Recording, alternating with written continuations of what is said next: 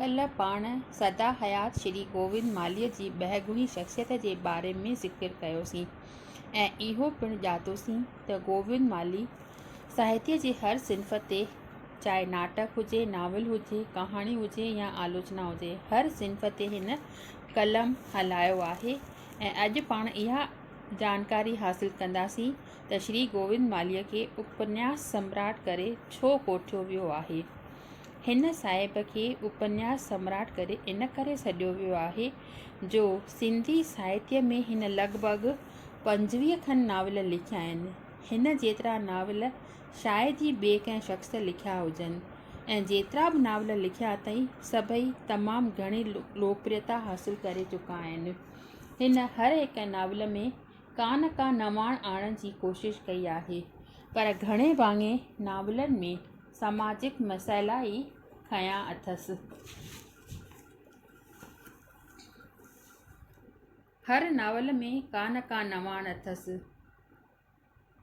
सभिनी नावलनि में हिन जो यथार्थवादी नज़रियो रहियो आहे। मुख्य नावल अथसि पखिड़ा वलर करे विछड़िया 1953 में, इश्क नाहे रान 1955 में, शर्म बूटी 1956 में, लोक आहे बोक 1957 में, ॾेही परॾेही थिया 1961 में, देसी सेण कजन ऐं प्यार जी प्यास 1972 में।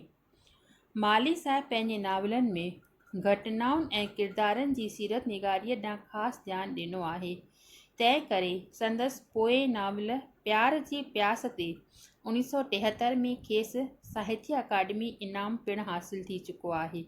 हिन साहिब जा के नावल गुजराती, हिंदी ऐं मलयालम में पिणु तर्जुमो थी चुका आहिनि। अहिड़ीअ तरह हिन साहिब सिंधियत जी ख़ुशबूअ जो हुगा यानी ख़ुशबू ॿियनि ॿोलियुनि वारनि खे पिणु वठायो आहे।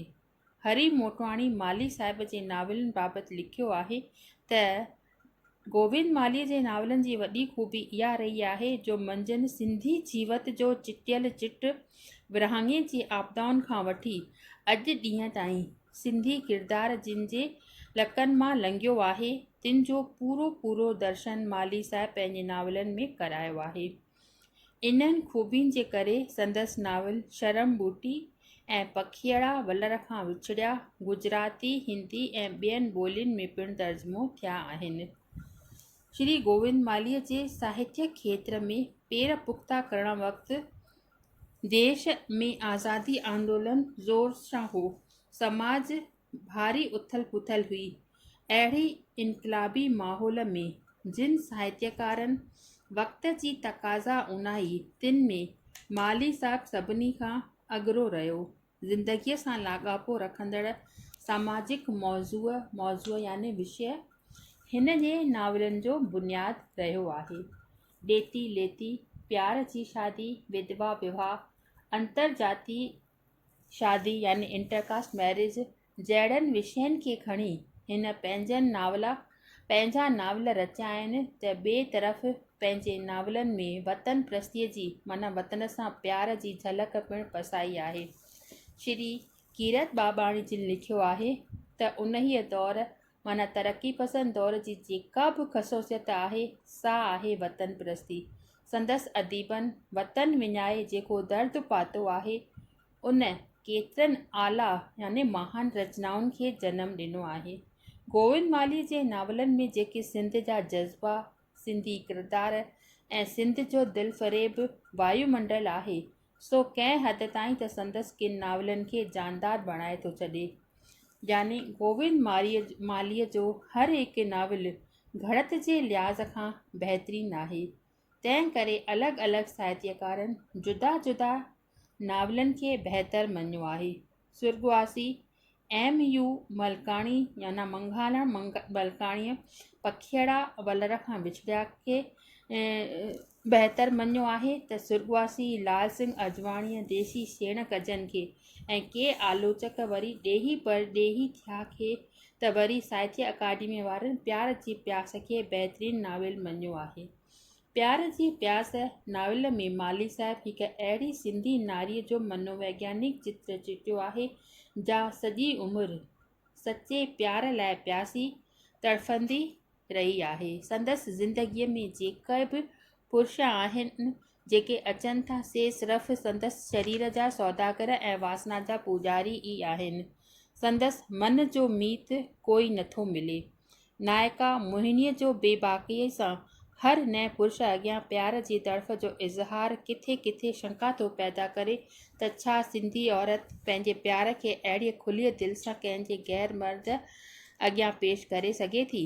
घटि में घटि आम ज़िंदगीअ में त अहिड़ा मिसाल मिलणु मुश्किल आहिनि। लॻे थो त नायका ज़िंदगीअ खे गंभीरता सां न खंयो आहे।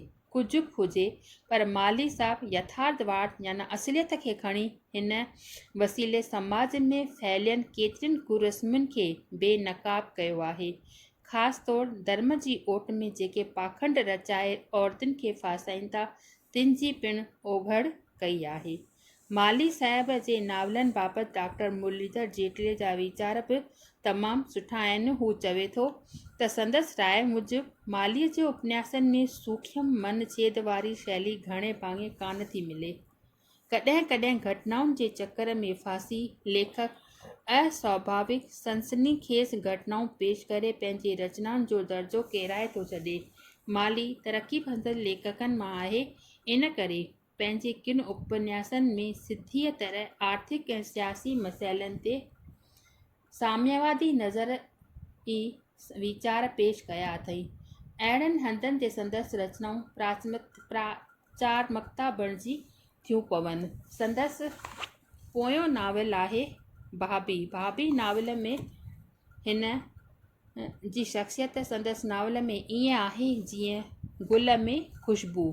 किरदारनि गुफ़्तगू ऐं घटनाउनि मां संदसि जीवन रीति जो इज़हार महसूसु थींदो आहे।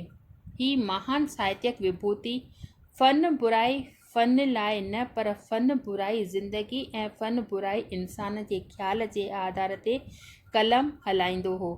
संदसि हर नावल में नओं सिनियो यानी मैसेज आहे, नओं संदेश आहे। महसूसु थींदो आहे त नावलनि में संदसि आप बीतीअ जो कुझु अंश आहे। गोविंद माली मार्क्सवाद ऐं कम्युनिज़म खां पोइ तसव्वुफ़ जो पिणु हामी रहियो आहे। इहो ई सबबु आहे जो फिक्शन में बि शाह सचल ऐं सामीअ जे बैतनि मां हवाला जोड़िया अथई। माली सिंधी साहित्य जो मुंशी प्रेमचंद आहे। फ्रेंच फिलासफ़र रूसो जहिड़ो आहे। माली सुखदर्शी ऐं आशावादी नाविल नवीस आहे।